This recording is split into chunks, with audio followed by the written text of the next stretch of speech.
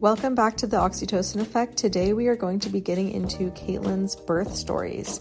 Today is just going over the twins, so if you want to hear a twin birth story and all about the pregnancy, finding out that there were twins, postpartum, how all of that went, please stick around and we are excited to show you. But yeah, no, I knew I wanted to be a mom from a young age. And I met my husband in the military, and he was the kind of person who was a lot more like slow to act. Like, he didn't want to get married for 5+ years. And he was really, resistant to having kids even when I was ready. So honestly, I just pestered him enough, and complained enough, bitched enough, honestly, if we're using the correct term. I was just complaining all the time, especially because all the people around me were getting pregnant, including my sister, who was not in a position where she wanted to be pregnant or, could handle having a baby. And here I am, wanting a baby so badly. I really felt like there was a hole in my heart. Like, I felt like there was something missing. And now fast forward, it was 100% that. Because as soon as I had my twins, it literally fixed whatever I was yearning for. And part of me wondered, maybe I think it's children and it's actually something else. But no, I was actually children that I was wanting. Well, okay, so I complained a lot and he resisted a lot. And then one day, I think it was because my sister had gotten pregnant. And like I said, it was not a planned pregnancy. It wasn't necessarily a wanted pregnancy. And she was not in a position to really have a baby at that time. And so I was sitting there complaining to him again and being like, I actually want a baby and I can't have one because you are not ready or you don't want a child right now. And in his mind, it was always well, it'll be better if we wait. And well, because he had a spinal cord injury back when we were in the military. And it was the same excuse he gave me for why he was postponing getting married too. He's like, I don't want to get down on one knee and, feel wobbly or struggle to walk down the aisle and stuff like that. But I called him out on that for what it was, which was an excuse. I was like, you cannot postpone your life because of your injury. And he was saying the same thing with kids. I want to be able to throw a baseball or do this and that. And I'm like, you are going to maybe be waiting for way longer than what's reasonable. Maybe we'll miss the chance. So there never is a perfect time to have kids. And I think people don't realize that sometimes is you will never be at a stage of your life where you feel like you have enough money, where everything is perfect. Yeah, there's certainly situations where you definitely don't want to bring kids into that situation. But, looking at where we were, we had enough money, we had enough, going on that we could afford to have kids and that we'd be good parents and they'd, get enough attention from us. So anyways, I was complaining again, this time about my sister being I'm happy for the fact that we're going to bring, I'm going to get a niece and all of that. But she doesn't even want to be pregnant. And I do want to be pregnant. And what's going on? Why can't we just do it? And then he was like, okay. After so much fighting, he was finally like, yeah, we can try. And it took me totally off guard. I was not expecting him to change his mind like that. And I did ask him, I was like, what happened? Why did you just all of a sudden be okay with something that you were resisting so hard? And he's like, well, I never want to tell you that I want to do something until I'm 100% sure. So even when I was maybe 95% sure, I made it seem like I wasn't ready at all because I didn't want to get your hopes up or get you excited about something. And so I was 100% sure at that point. And so we started trying, and the very first month after I took my Mirena out and we started trying, we got pregnant. And I remember the way that I didn't know, but I had an inkling that I was pregnant because I had this crazy, weird, vivid dream. This was before I really knew a whole lot about pregnancy dreams, but had this crazy, weird, vivid dream where I found out I was pregnant. And yeah, I took a pregnancy test that morning and it was positive. And funny enough, fast forward, when I had another dream during the same pregnancy, in the dream, I had twins. And then a week later, we found out we had twins. So that was wild. And funny thing, every pregnancy has been that way, where I get a weird pregnancy dream or I get a dream that I find out that I'm pregnant, and that's what tells me that I'm pregnant. I had kind of suspected maybe I was having twins. I do not have twins that run in the family. Everybody asks me that. And my twins are identical, which a lot of people don't realize. Identical twins are not hereditary. It's not something that's passed down in families. We don't know what causes it. And it's as likely to happen to you or me or someone else, regardless of whether or not you have twins that run in your family. And I don't have twins that run in the family. So I had no reason to think that I was going to have twins. But I just had a weird feeling because, one, I had really intense morning sickness. Two, I started showing pretty early, even though I was in very good shape. Like, I was preparing for the Miss California pageant and the Miss United States pageant after I won that. And I had very good abs, I guess you could say. And I was just like in really good shape. And people told me, because you're tall, you have a lot of space in your abdomen, and because, you know, you're really fit right now, you're probably not going to really start showing until, I don't know, I think they said like 20 weeks along or something like that. And here I was at like, I want to say like maybe 11 weeks, 10 or 11 weeks. And I already felt like I had a little pregnancy bump, which I knew was like crazy early to start having a pregnancy bump, especially when it's your first baby, your abs haven't stretched out yet. And yeah, it's like I'm tall, so I have a lot of room. So it didn't make any sense there. And then there was one time too where I listened with a Doppler and I felt like I had heard different heartbeats on different sides of my abdomen. So that was a little strange too. And then another thing too, my very first ultrasound that I had was around 6 weeks, which is like the earliest time you can see any like embryo or anything in there. And it might have even been a little bit before that, maybe like the very beginning of the 6th week, because you couldn't see an embryo, but you could see a yolk sac. And I remember asking the doctor what that was, knowing what it was, because I had worked in OBGYN and I knew what a yolk sac looked like. But I had seen on that ultrasound 2 yolk sacs. And so I asked the doctor, leading into the question that I actually wanted to ask, which is, why are there 2 of them? But my first question was, what is that? and he was like, oh, that's your baby's head. And I was like, no, it's not. I didn't say that, but in my mind, I'm like, that's definitely not a head. Heads aren't fluid filled. They are not white with a black, inside. Like, that's not my baby's head. But I think this is a VA gynecologist, so they didn't see a lot of pregnant women at the VA. So I didn't want to like embarrass them or, be like, no, it's not. So I just like didn't ask. But I did see 2 different yolk sacs on this ultrasound. So that was strange. And so I had some kind of inklings and I kept telling my husband, like, what if it's twins? And then we had a second ultrasound at 8 weeks. And still one baby, or at least that's what they thought. And it wasn't until I was 4 months pregnant, 16 weeks along, that I went in for a third ultrasound. And this was supposed to be sort of like a screening ultrasound to screen for genetic abnormalities. And she brings me in while Matt, my husband, is parking the car, and was like, oh, don't worry, we're going to bring him in, and puts the monitor or the ultrasound probe on my belly. And on the screen, I just see all these limbs, like so many limbs. Like, I'm not super keen on all the ultrasound things. That's not something I have a whole lot of experience with, but I could see at least like 5 limbs. And so I was very worried that my baby had like an extra arm or something. And, but then I was like, no, this is twins. That's what it is. And she was so silent and she was just moving it around. And, I'm like looking at her, like waiting for her to tell me that I had twins. And she's like, so, you had an ultrasound, a dating ultrasound. What did your midwife or doctor tell you about that ultrasound? And I was like, that I'm pregnant and having a baby, and like more awkward silence. And then I just looked at her and I was like, it's 2 babies, isn't it? And she's like, yes. Oh my gosh. I can't believe they didn't find this or tell you sooner. Like, this is not the ultrasound we're supposed to be diagnosing this at. And she was like freaking out and I'm freaking out. And then she's like, oh my gosh, I need to go get your husband, because he wasn't in there to like reveal this information. He was parking the car. So she went and grabbed him, and he walked in and saw me pale as a ghost. He thought that something was wrong, like the baby had passed or something. So he was actually very relieved when I was like, it's 2 seemingly healthy babies. And yeah, it was like the craziest experience. I remember the first thought that I had when she confirmed that it was twins was, I'm going to have a C-section. That was the first thing I thought.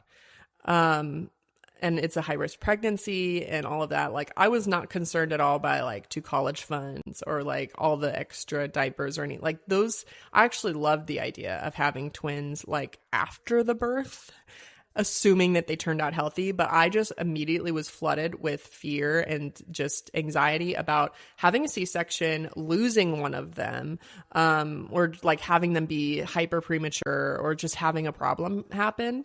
And so, you know, I wasn't expecting that I would have that reaction because I had thought about having twins and kind of wanting maybe one day I'd have twins, like hoping maybe that would happen and feeling like I'd be lucky if that happened. But then instead of being excited like I would have thought, yeah, all of it was just like fear.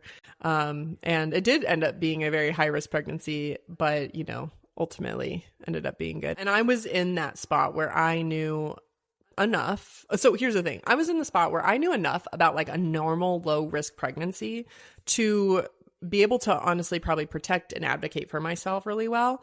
But when you now move the ante or like just shift it a little bit into this like high risk pregnancy area, it put me in a position where I knew enough to where I was anxious and scared. Not enough though to know how to navigate things or to know what to do a lot of the time, which ended up becoming like a theme towards the very end of the pregnancy, because the rest of the pregnancy was, you know, chill up until they diagnosed me with something called vasoprevia, which is literally so crazy rare. It happens in 1 out of every 2,500 pregnancies. And it's where there's a blood vessel that runs over top of the cervix on the inside of the uterus. It's a placental like baby blood vessel, right? Like in the placenta. Except what happens is, you know, it usually happens when there's like a placenta that grows over the cervix, like a placenta previa, which is a lot more common, except oftentimes with the vasoprevia, the tissue that protects a lot of those blood vessels ends up sort of kind of degrading away or like, you know, sort of dying a little bit so that it leaves behind just the blood vessel because the bottom part of the uterus is not very vascular. So the placenta tissue that protects those blood vessels goes away and leaves behind this vulnerable blood vessel that if you, for example, rupture your bag of water in the right spot, would cause a massive hemorrhage to the baby and it would result in death within minutes, which is terrifying. So that blood vessel, which is, baby's blood supply, was found, I think, in like past like the 20th week. Maybe it was at my anatomy scan. And the doctor really freaked me out. The same doctor that freaked me out after they found the twins and told me like, by the way, and it's not his fault. It's good that he said this, but I remember him coming in and being like, so you're probably really nervous about this. And, you know, and I was like, oh gosh, well, I guess I should be really nervous about this if that's what you're saying. And he told me like, well, if one twin dies, then the other one is likely to die very shortly after because they share a placenta and shifting of blood causes the other twin to die and all this stuff. And we could have something called twin-to-twin transfusion that happens down the line, things that hadn't even happened yet. He was kind of warning me about. And then, when they found the vasoprevia, he really freaked me out because he came in and like held my hand. I was like, I'm going to hold your hand when I say this kind of thing.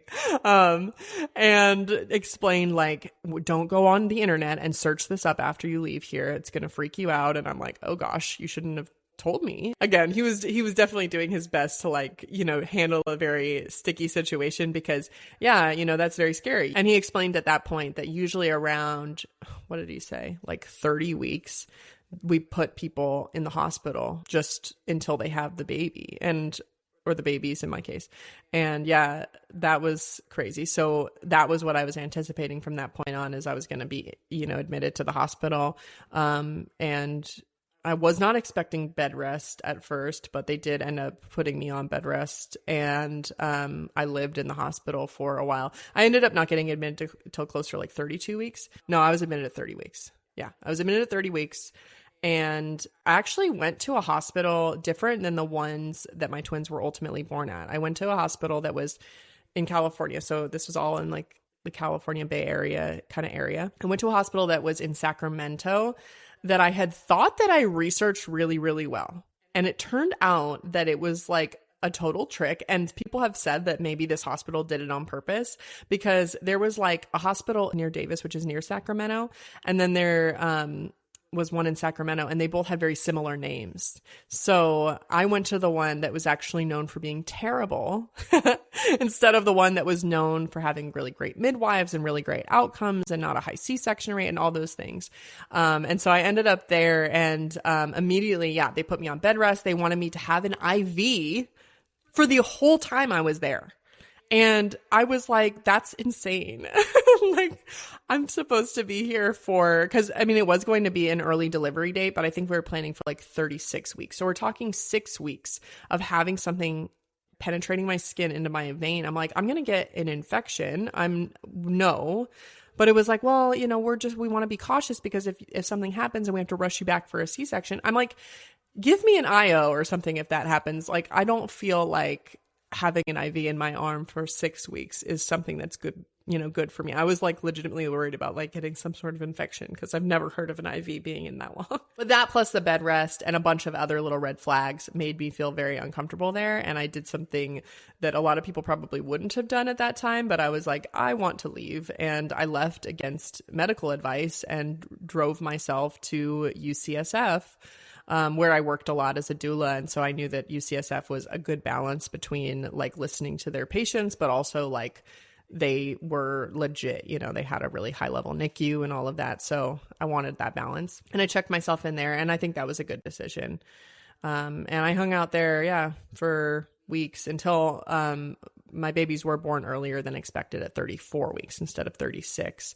And that was because of that thing that doctor warned me about, twin to twin transfusion. My baby A was significantly enough smaller than baby B to diagnose them with essentially twin transfusions, essentially IUGR, intrauterine growth restriction, but for identical twins that share a placenta. And it's because of the placenta. One is just not getting enough. The other one's getting more than the other. And they were worried about, stillbirth or something like that. But I will say, like, the whole experience of being in the hospital and having these complications and considerations, one of the most impactful things was how anxious I was every day. And it was a new conversation that I had to have every day with different providers, like different physicians, different residents were cycling through my room, trying to steer me towards what they wanted, which at this point, they wanted a much earlier delivery date than what I was comfortable with. I had done a lot of the reading on this stuff, and the doctor that had diagnosed all of this stuff and had warned me about a lot of different things said 36 weeks was a safe place to land. And this hospital wanted to do 35. And so it was just the difference of 1 week. That was all it was.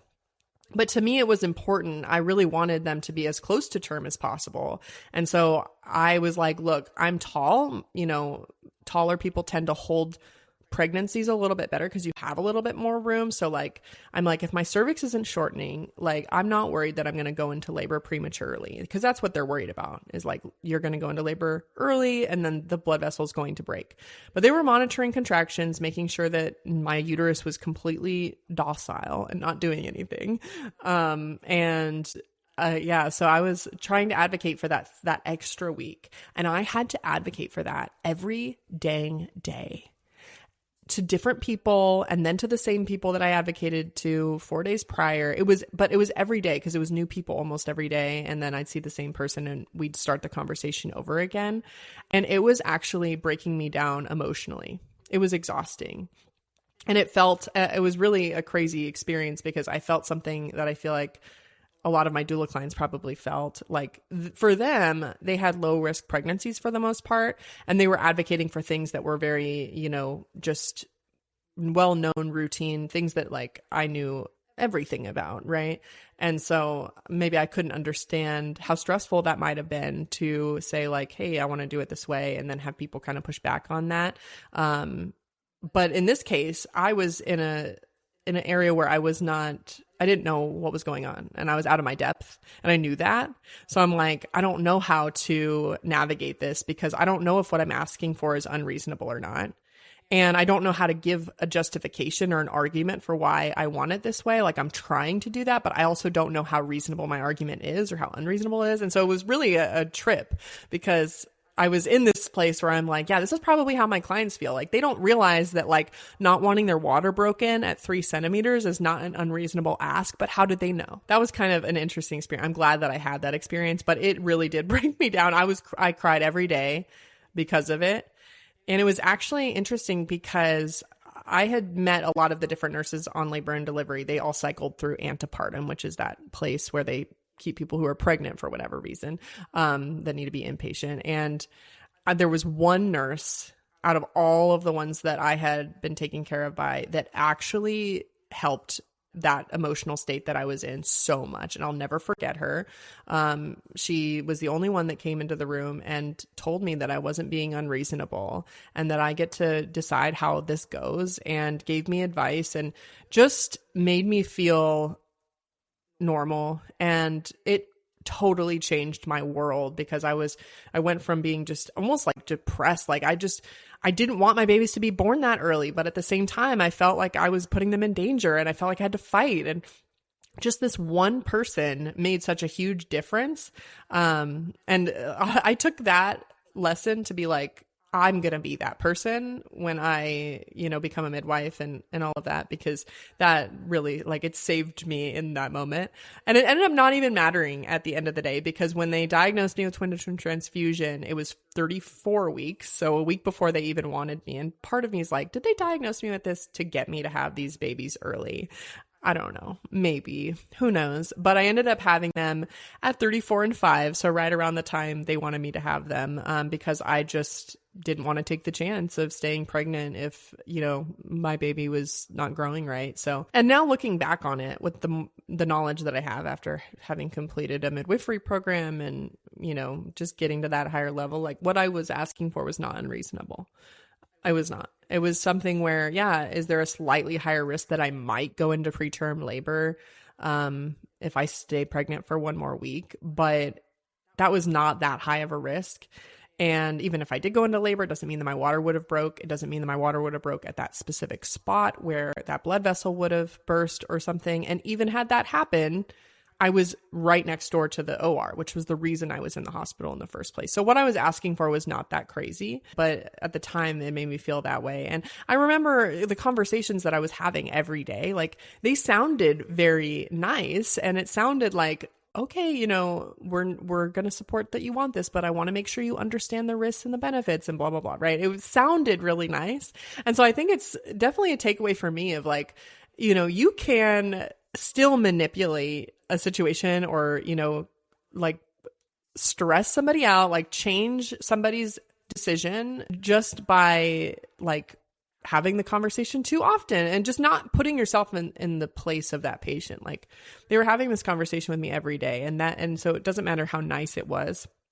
I knew the risks. I knew it already, and they weren't taking that into account. And I remember telling them that. I'm like, I already know. I already understand, and this is what I want. Stop making me explain it. I knew that a C-section was going to be pretty brutal, and, it was really a bummer too, because when I told you, when I first found out about the twins, I thought I'm going to end up having a C-section. And I spent the rest of my pregnancy until I was diagnosed with a vasa previa hunting down any possible way to have a vaginal birth. And I literally went so far as to I was driving over an hour to get to a specific physician who I knew delivered breech babies, not just twin breech babies, but breech babies in general.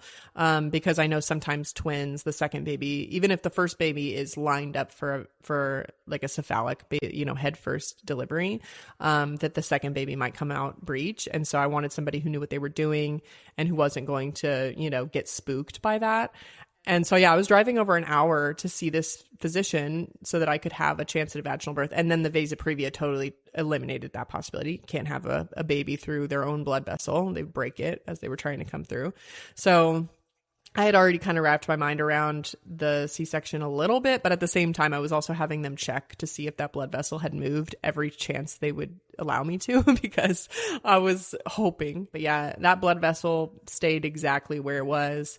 And I had them check like literally the day before the C-section when they diagnosed the twin-to-twin transfusion. So yeah, I think I was still holding out a little bit of hope that maybe I wouldn't have to have a C-section. In my mind, I didn't want to be stuck having a C-section for every subsequent baby. That was a big thing for me. I wanted to experience a vaginal birth. I'm about to be a midwife. Like, I don't want to have never experienced that. That would have absolutely broken my heart. So like, it's not a good starting off with my first pregnancy being a C-section. And I wasn't excited about the scar either, but ended up being, I don't even care about that anymore. It healed really nicely, actually. But the other part of it too is that cesareans are very brutal. So when we went back into the OR, I did have a little bit of a panic attack on the operating table because, I mean, as they started touching and doing things, like, you can't feel sharp pain, but you can feel pressure and all of that. And I knew how brutal C-sections were. So like, I remember when they got to the part where they were about to rip my abs apart, I started having a meltdown and like freaking out. And also my anesthesiologist ended up not giving me quite enough medication, pain medication in my spinal. And I remember it was funny. I was sitting on the table. He did the spinal, he gave the medication, and he was pulling it out. And as he was doing that, I'm pretty sure he was a resident, because he had a preceptor of some kind who was there and chimed in and said, "You did consider her height, right? Like, her height, she's 6'1". So how much medication did you give her?" And I remember the anesthesiologist being like, the resident being like, "It's going to be fine. I gave her enough." But it did not sound confident. And so, but it was already out. And I'm part of me was like, I thought to myself, I'm like, I'm pretty sure he was going to say that either way, because that needle was already out and he didn't want to have to do it over again, which he should have did it over again, because it ended up not being enough. I went through most of the surgery fine. It was after, but anyways, yeah, they got to the part where they were about to rip my abs open, and I literally was I was having a panic attack. And the anesthesiologist, I remember him saying, he was like, "Well, I can put you under to like take away the anxiety, or I can give you," I can't remember which medication he offered to give me, but he's like, "If I do either of those things, you probably will forget the birth of your kids, your babies." And I was like, okay, well, I'm not going to do that. I'm not going to forget my very first birth. And, you know, like, I wouldn't be able to tell this story to you, right? So I was freaking out, but everything was, I guess, somewhat okay. And they, cause you know, when you can know what's going on the other side of the curtain, like, I was not doing well. They took my first baby out, and, apparently he did fairly well. Now, the second baby, they were having a hard time getting to, because my uterus was starting to sort of contract, and it sort of clamped down on him, and they couldn't seem to like get him out. And what happens when you have twins that share a placenta and a blood supply and all of that is, once one is out and the cord is cut, the blood supply shifts and things are happening there that can cause a lot of cardiovascular stress on the second baby. And that's part of the reason why when you lose one baby, you know, in this scenario via stillbirth or something like that, that the second baby isn't likely or isn't suspected to survive more than maybe 24 hours or so. And also they've cut into the uterus, so they've disrupted the uterine blood supply too. So after they've taken this baby out, they can't get to the second baby, and time is of the essence. They decide, so the doctor decides, he asks for something called nitro, which is going to relax the uterine muscle to let the baby come out. He asked for that from the anesthesiologist. At the same time, he makes the executive decision to extend my uterine incision by creating what's called a T incision, which is the worst type of extension you could give somebody who wants a VBAC one day, because it's the most weak type of incision. It's the most weak, healing, thing. So he does that at the same time that the anesthesiologist, it clicks for him to give nitro. And they should not have done both at the same time, but they weren't communicating super well, I guess. And that ended up causing a hemorrhage. But they did get the baby out from doing all of that. So that's good. And he struggled a little bit, but he perked up after a little while. But yeah, after they started stitching everything back up, they got halfway through that process before they had to open everything back up to essentially pull my uterus back out and try to get it to stop hemorrhaging, essentially. And at that point in time, the medication was starting to wear off, and it was the most painful thing ever. And I remember just like, I mean, I was just like, I felt like I was going out of body because of how much pain there was. And my eyes, I know my eyes were like wide as a deer's in headlights or whatever. I was like, just not, it was awful. It was so terrible. And I was telling the anesthesiologist, and you know how they do the thing where they're like, oh, it's not pain, it's just pressure. But like, I think he realized with how I was acting that like, eventually he was like, oh yeah. And he felt bad. I could tell that he felt bad. And he was like, I can put you under, I can give you something. But then I was like, but you told me that if I do that I'll forget like my baby's first cry, like forget this whole experience. And so, I said no. And yeah, it was just awful. Finally, they finished stitching me back up. And I got a little bit of time to do skin to skin, but I was not really in the headspace for it. And I remember they cleaned me up, and they were transferring me to a new bed to wheel me off to triage, or not triage, but like post-op or whatever. And I lifted my butt up to like climb over into the other bed, and everyone in the room like freaked out because they were like, I remember the physicians that had just finished the surgery were like, oh my gosh, like you're not supposed to be able to do that. But it all ended up okay. They wheeled me back to the room, but I was in a lot of pain. So they gave me Dilaudid. That was a wild ride. And I was like so high off my mind that I remember, my babies, they were brought to the NICU. So I was separated from them for a little while, and I, being like high off of Dilaudid, was like, I need to get every ounce of colostrum out of my boobs right now. And so I was like aggressively expressing colostrum to the point where I had bruises all over my breasts from that. But I couldn't tell what I was doing because I was just like, woo, and I couldn't feel any pain. So but I got a lot of colostrum out, and I remember being so frustrated because I gave the colostrum to the nurse who gave it to the NICU to feed my babies. And like 2 hours later, it was like, no joke, it was probably like 3 days worth of colostrum. I mean, it was a lot. And they called, the NICU called like 2 hours later and was like, we gave all the colostrum to the babies, we need some more. And I was just like, are you kidding me? Like, I'm not going to be able to make any more for a little while because I gave you like 3 days worth of colostrum. And yeah, that kind of was like a big, like a summary of what that whole NICU experience was like. They really made it hard to breastfeed my babies over there. They want them to grow, and they feed them a lot of donor milk, and they tried to discourage me from actually feeding them at the breast because it takes too much energy for the babies to, pull the milk out, they would say. I tried to do SNS feeding. They didn't even know what that was.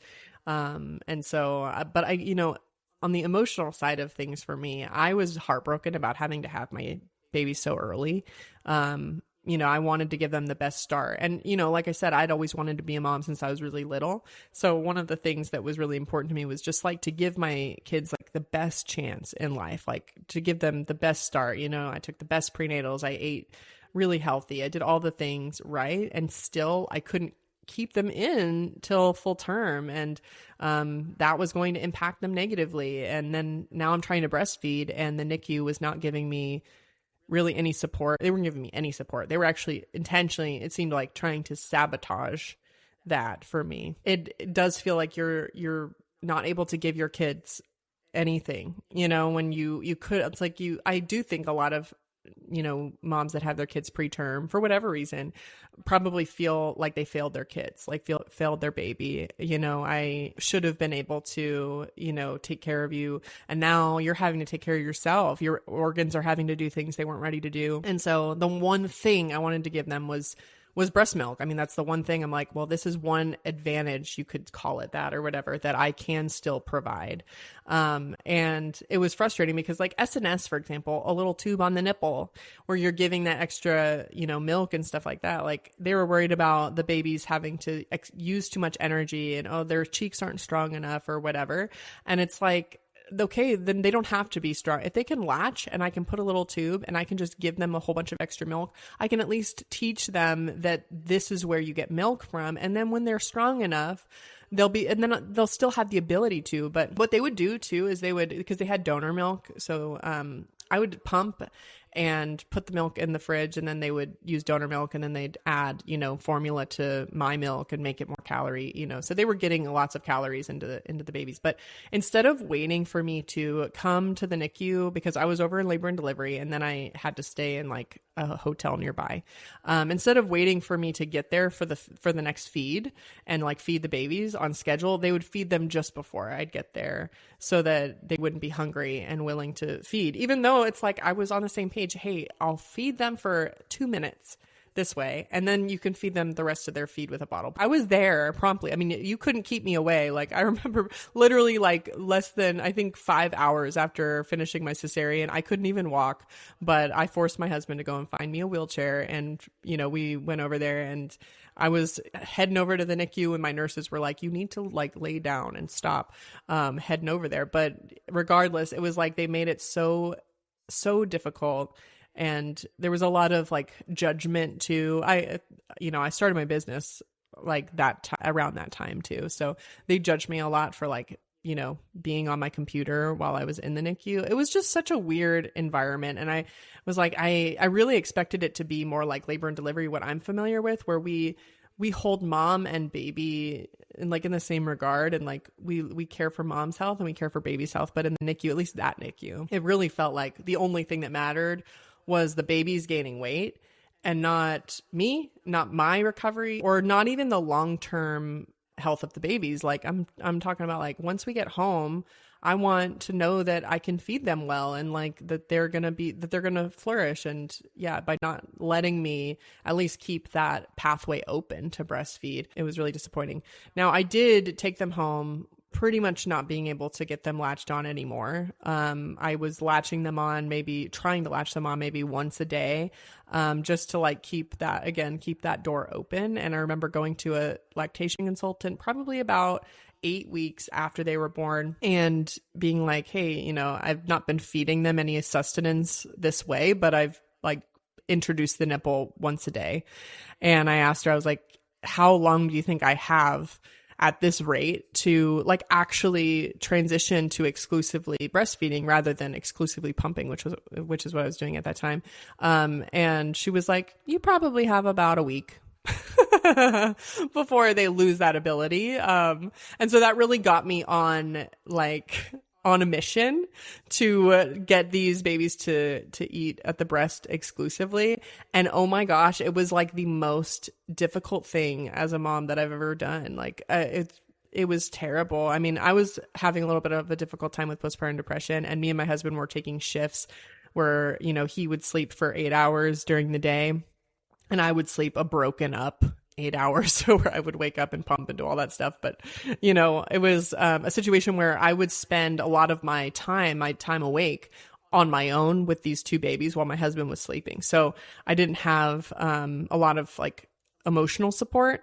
And at this point I was trying to feed them and it wasn't working. And I would just cry over it every time I try to feed them and it wasn't working. And I really forced it. And eventually, so slowly, it took months.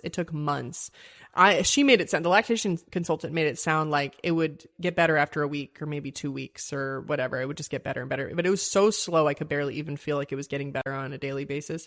But eventually, finally, after a lot of work, I was breastfeeding them exclusively. No more pumping.